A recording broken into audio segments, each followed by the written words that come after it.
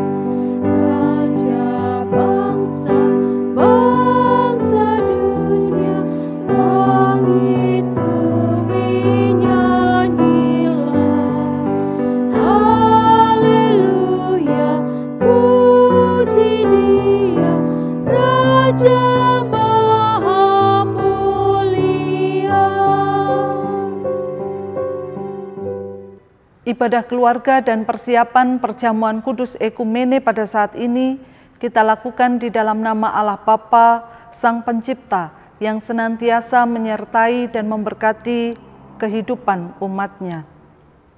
Kasih karunia dan damai sejahtera dari Allah Bapa dan Tuhan Yesus Kristus senantiasa menyertai saudara dan saudari. Amin. Ragam latar belakang kita diikat oleh darah dan tubuh Kristus sehingga menjadi satu tubuh kita. Kidung Jemaat nomor 258, kita pujikan baitnya yang pertama dan kedua.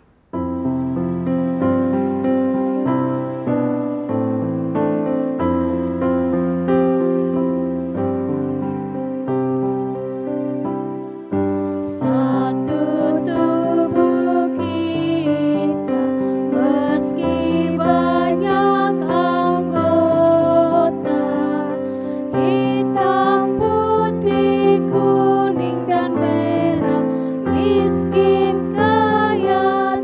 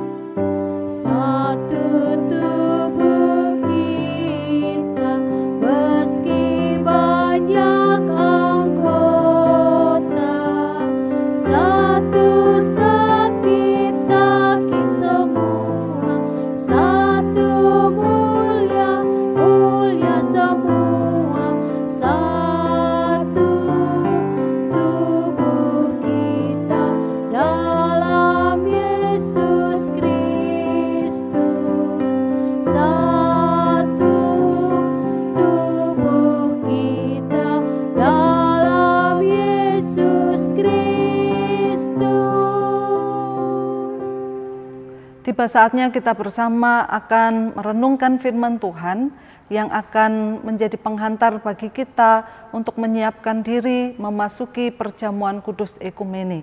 Untuk itu mari kita bersahati dalam doa, mari kita berdoa.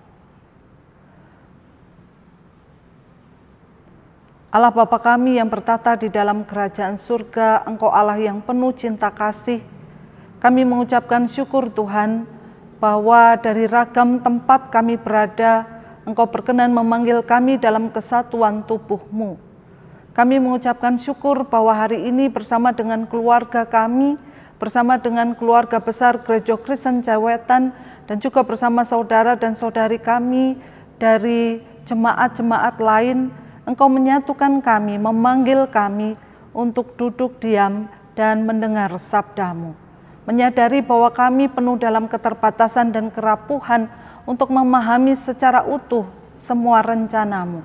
Maka biarlah Roh Kudus dalam roh hikmat mendampingi, membekali kami, menghidupi kami sehingga di dalam kami mengerti, kami juga dimampukan dan diberikan kekuatan untuk menjadi pelaku-pelaku firman-Mu yang setia. Maka Tuhan dalam kerendahan hati kami, ajarlah kami dan biarlah dalam kehidupan kami firman-Mu sungguh menjadi nyata dan menjadi pelita. Kami serahkan doa pengharapan kami dalam iman kami kepada Yesus Kristus, Sang sumber berkat, sumber hikmat, kami berdoa dan memohon. Amin. Ibu, Bapak, dan Saudara yang dikasihi Tuhan, tiba saatnya kita bersama akan mendengarkan pembacaan firman Tuhan, yang pembacaannya hari ini terambil dari Injil Matius 18 ayat 1 sampai dengan ayatnya yang kelima. Saya akan membacakannya bagi Bapak Ibu semua. Pada waktu itu datanglah murid-murid itu kepada Yesus dan bertanya, "Siapakah yang terbesar dalam kerajaan sorga?" Maka Yesus memanggil seorang anak kecil dan menempatkannya di tengah-tengah mereka lalu berkata, "Aku berkata kepadamu, sesungguhnya jika kamu tidak bertobat dan menjadi seperti anak kecil ini, kamu tidak akan masuk ke dalam kerajaan sorga. Sedangkan barang siapa merendahkan diri dan menjadi seperti anak kecil ini, dialah yang terbesar dalam kerajaan sorga. Dan barang siapa menyambut seorang anak seperti ini dalam namaku, ia menyambut aku." Berbahagia bagi kita yang setia mendengarkan firman Tuhan serta juga melakukannya dalam kehidupan kita hari lepas hari. Amin. Bapak, Ibu, dan Saudara kekasih Tuhan, tema perjamuan kudus ekumene kita adalah Gereja Kristen Cewetan bersama umat lain terlibat mewujudkan tanda-tanda kerajaan Allah. Antonio de Melo dalam sebuah renungannya yang berjudul Pakaian Liturgi dalam kumpulan renungan Burung Berkicau mengisahkan bahwa pada bulan Oktober tahun 1917 pecahlah revolusi Rusia. Revolusi ini adalah gerakan politik yang lahir dari krisis ekonomi dan politik diakibatkan oleh kekuasaan otoriter di Rusia pada waktu itu. Didukung juga kesenjangan sosial dan ekonomi antara kelompok masyarakat rakyat atau kelompok masyarakat bawah dan para penguasa politik pada waktu itu. Peristiwa itu membawa perubahan besar bagi perkembangan politik di dunia tentang pentingnya sebuah upaya perjuangan keadilan dan kesetaraan. Manusia mendapatkan dimensi baru karena revolusi itu. Tetapi selanjutnya Antonio de Melo mengisahkan juga bahwa pada bulan yang sama Gereja Ortodok Rusia sedang mengadakan persidangan sinode. Berlangsunglah suatu perdebatan sengit mengenai warna pakaian apa yang harus digunakan dalam upacara-upacara ibadat. Ada yang dengan suara keras menandaskan bahwa warna putih adalah warna yang terbaik. Pada kelompok yang lain tidak mau kalah dengan suara yang lantang menandaskan bahwa yang seharusnya atau yang terbaik adalah yang berwarna ungu. Antonio de Melo selanjutnya merefleksikan sebuah pengalaman Rusia di tahun 1917 dengan mengatakan, "Aku lebih suka berdoa daripada terlibat dalam pertengkaran tetangga." Ibu, bapak, dan saudara yang dikasihi Tuhan, sebuah sindiran bagi kehidupan gereja di tahun 1917 mungkin juga masih relevan di konteks kehidupan gereja saat ini ketika kita berbicara tentang tantangan menjadi gereja yang berokumene, di mana gereja dalam keragamannya hari ini masih sibuk dengan warna-warni, dengan pernak-pernik yang rupanya lebih menjadi perhatian dan misi gereja. Gereja bersaing satu dengan yang lain, menganggap diri lebih baik dibandingkan yang lain, menganggap yang putih lebih prima dibandingkan yang lain, dan sebaliknya yang ungu adalah yang lebih sakral. Mungkin kita masih menjumpai bahwa dalam relasi berokumene, gereja menganggap bahwa baptisannya lebih sah, gereja yang lain menganggap lebih sakral liturginya, dan yang lain sebagainya. Tidak ada lagi pemahaman penerimaan dengan setara. Demikian juga apa yang disampaikan oleh Bapak Pendeta Yosef Hehanusa dalam sebuah webinar tentang tantangan okumene di hari ini. Bahwa gereja dan institusinya masih sibuk dengan urusan-urusan internal. Gereja sibuk memenuhi misinya, bahkan juga lupa pada misi Kristus. Seperti apa yang direfleksikan Antonio de Melo, bahwa gereja lebih suka berdoa, bahkan mengabaikan tetangganya yang mungkin membutuhkan teman untuk berbagi pergumulan. Gereja menjadi lupa akan panggilannya untuk menjadi berkat bersama dan juga bekerja sama dengan umat lain dengan setara. Akibatnya, Bapak, Ibu, dan Saudara, makna gereja dan kehadirannya yang cukup banyak secara jumlah atau kuantitas, cukup besar, berbicara tentang denominasinya, nyatanya belum sebanding dengan peran dan kehadiran gereja dalam mewarnai pergumulan dunia. Belum lagi ketika kita berbicara tentang relasi gereja dengan saudara sebangsa dan setanah air, relasi gereja dengan saudara dan saudari semesta. Maka Ibu, Bapak, dan Saudara, kita sebagai gereja, kita sebagai bagian dari tubuh Kristus, dalam minggu ini diajak untuk merenungi diri dan menyiapkan diri sebelum bersama-sama dengan seluruh umat percaya di muka bumi merayakan keragaman dalam tubuh Kristus dalam perjamuan kudus ekumene. Tuhan Yesus dalam bagian kitab kita tadi juga diperhadapkan pada pertanyaan dari para murid tentang siapakah yang terbesar dalam kerajaan sorga.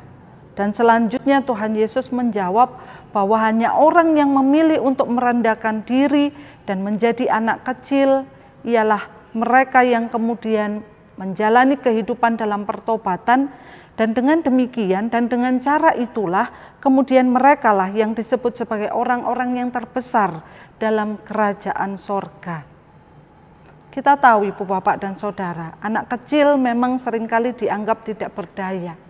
Mereka adalah kelompok dari masyarakat yang lemah karena kebergantungan mereka yang besar pada orang-orang yang lebih dewasa. Tetapi bagi Yesus Kristus, dari merekalah orang dewasa seharusnya yang sibuk menjadi yang terbesar, kemudian belajar memiliki kerendahan hati.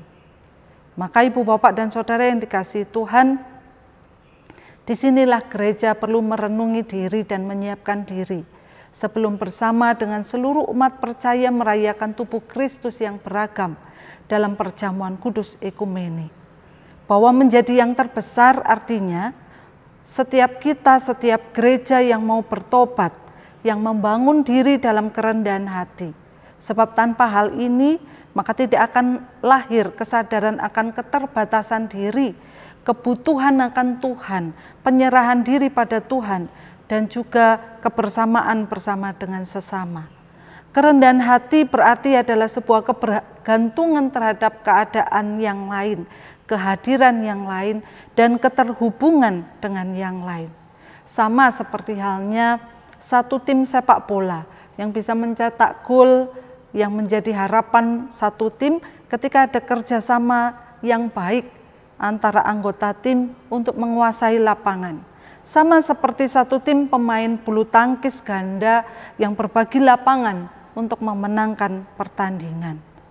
Dalam menyiapkan diri menyambut perjamuan kudus ekumene, kita kembali diingatkan bahwa kebesaran yang sejati bukanlah semata-mata perkara kuasa, pengaruh, ketenaran, kemampuan, prestasi, atau keberhasilan yang besar, melainkan kebesaran dalam hal iman, kebesaran dalam kerendahan hati, kemampuan menyadari diri, menyadari keterbatasan, menyadari kerapuhan, dan dalam waktu yang sama rela untuk menerima dan menyambut yang lain dan lian, saudara sebangsa, sebumi, dan juga saudara semesta untuk membangun misi Kristus dalam mewujudkan tanda-tanda kerajaan Allah.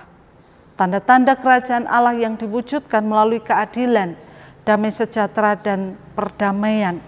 Mari kita bersama-sama menyadari dan merayakan bahwa keragaman yang kita miliki hari ini bukanlah kesempatan atau peluang bagi kita untuk merendahkan yang lain atau menjadi yang lebih besar dibandingkan yang lain, tetapi adalah kesempatan bagi kita untuk saling melengkapi dan menyempurnakan tubuh Kristus yang semakin utuh, sehingga dengan demikian kehendak Kristus semakin nyata. Tuhan memberkati. Saat teduh bagi kita.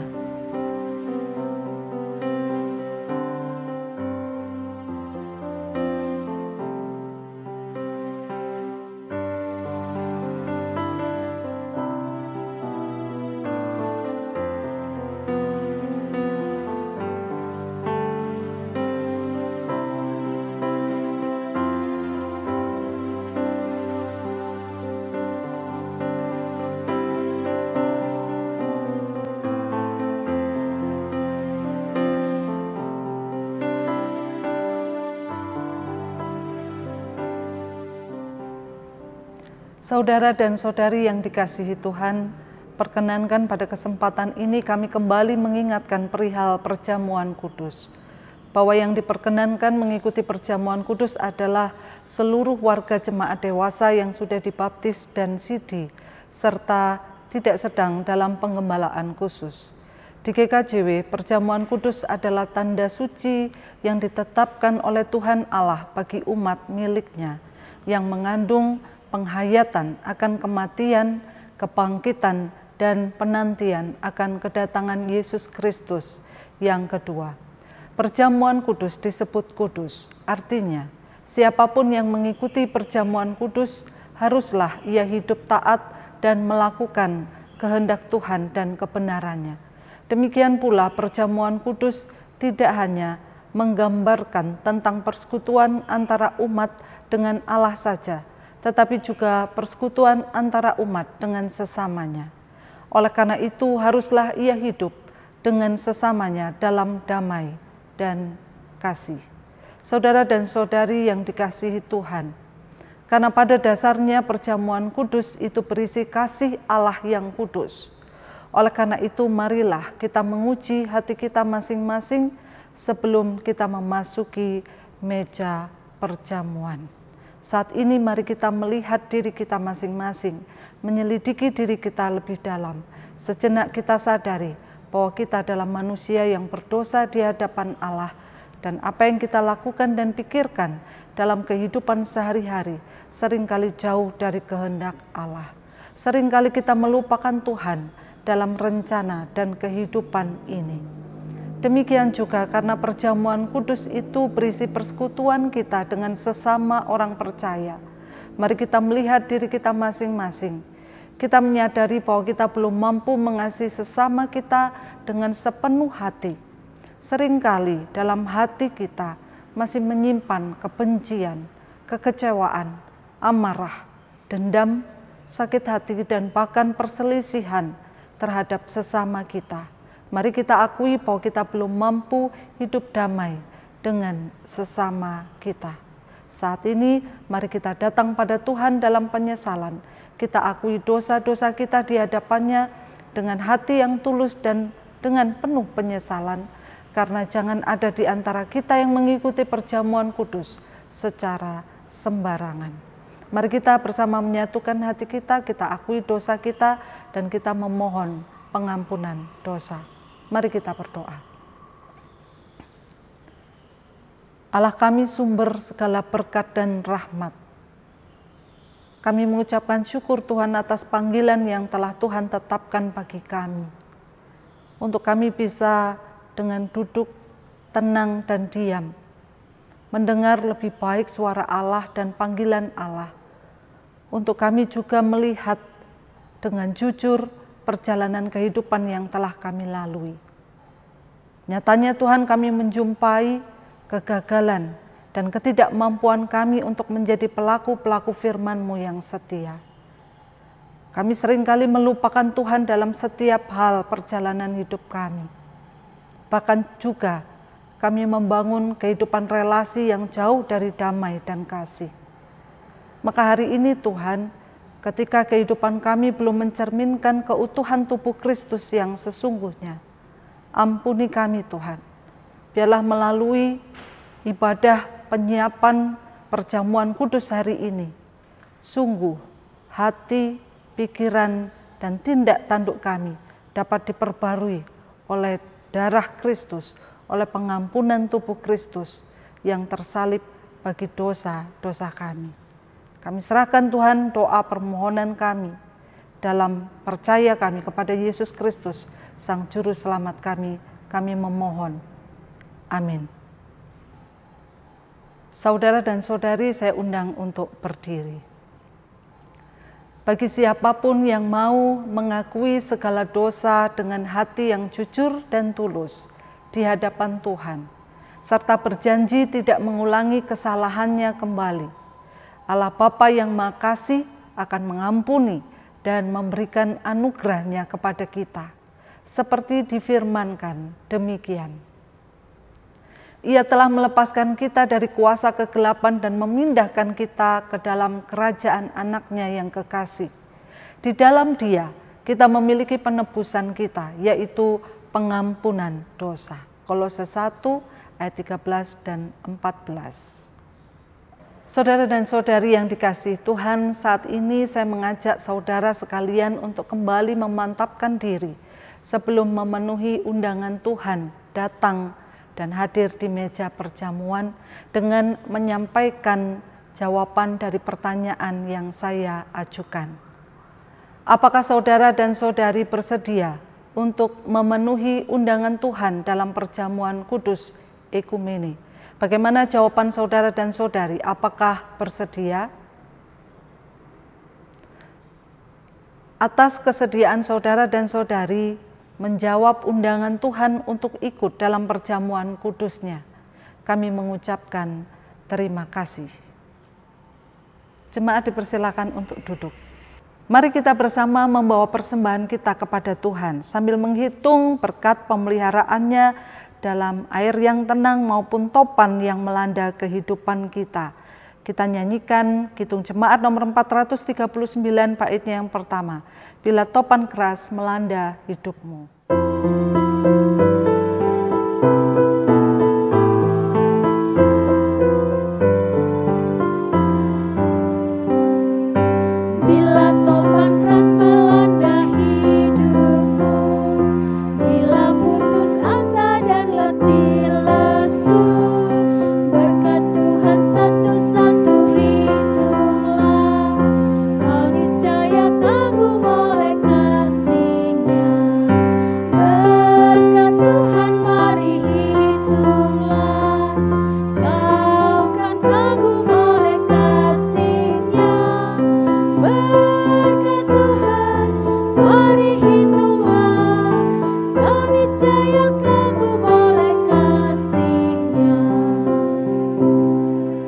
Tiba saatnya kita akan berdoa syafaat, mari kita serahkan seluruh pengharapan dan pergumulan kita dalam kesatuan doa. Mari kita berdoa. Dalam bersehati kami mengucapkan syukur Tuhan, kami menyambut firman-Mu. Berdialog dalam hati dan kami berjanji untuk memperjuangkannya dalam perilaku kehidupan kami hari lepas hari. Kami mengucapkan syukur Tuhan bahwa sapaan Tuhan hari ini sungguh meneguhkan kami. Sebagai bagian dari tubuh Kristus, nyatanya kami berdiri bersama juga dengan sahabat dan mitra kami yang lain. Kami dipanggil untuk bersehati, membangun kehidupan yang lebih baik, yang lebih adil, yang penuh dengan kedamaian seperti apa yang menjadi kehendak Allah. Maka Tuhan dalam setiap keterbatasan kami dan juga keragaman kami, Tuhan perlengkapi kami, ikat kami dalam semangat tubuh Kristus dan darah Kristus. Hari ini Tuhan kami rindu untuk menyerahkan kehidupan bangsa dan negara kami. Kehidupan bangsa dan negara kami yang sedang mempersiapkan tahun pemilu di tahun yang akan datang. Tentu saja kami akan menjumpai ragam perbedaan ide dan gagasan dan pilihan. Tetapi ajarkanlah kami Tuhan untuk bersama-sama memperjuangkan kehidupan bersama bagi keadilan sosial bagi seluruh bangsa kami. Maka masing-masing kami biarlah juga hadir menjadi juru damai, menjadi pewarta kasih dalam setiap keragamannya. Kami menyerahkan kehidupan gereja kami dari lingkup pelayanan Majelis Agung, Majelis Daerah dan juga Majelis Jemaat dengan ragam program-program kegiatan tahunan kami. Biarlah juga menampilkan kehadiran dan kesediaan kami untuk bekerja sama dan membangun sinergi dengan para anak-anak Allah dimanapun kami ditempatkan untuk bersama membangun kebaikan. Biarlah damai Kristus menyertai kami.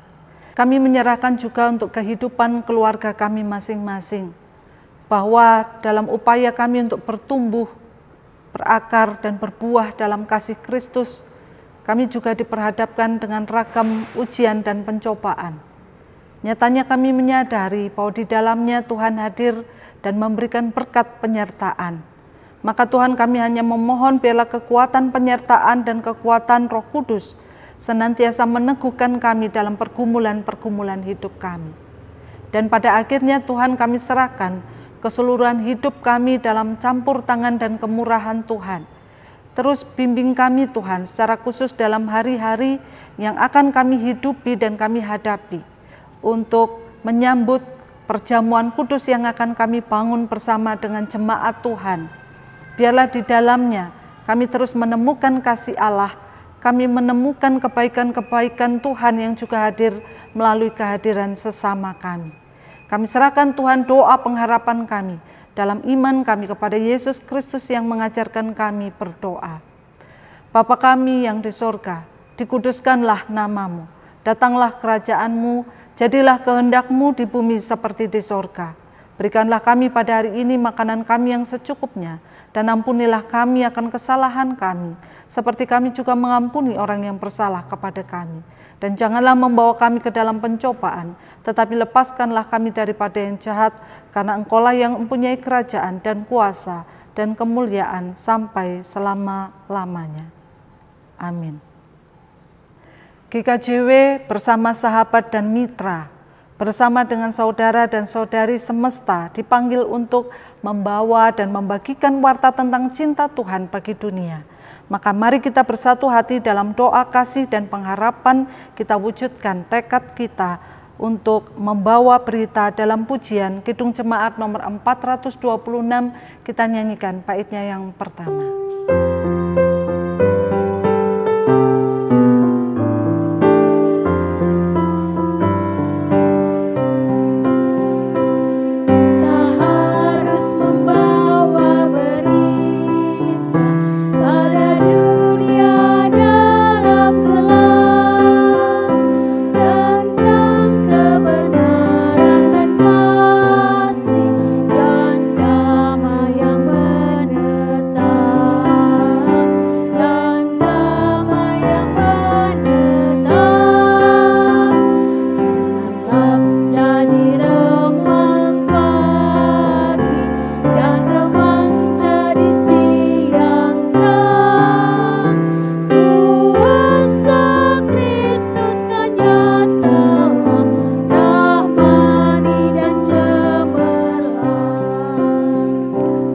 Bersama-sama kita akan menerima berkat yang akan disampaikan melalui hamba-Nya.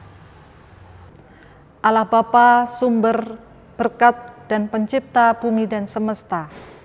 Yesus Kristus, sumber kasih dan pengampunan dalam Roh Kudus yang mengikat kita dalam satu tubuh dan darah, senantiasa memberkati kehidupan kita saat ini sampai selamanya. Amin.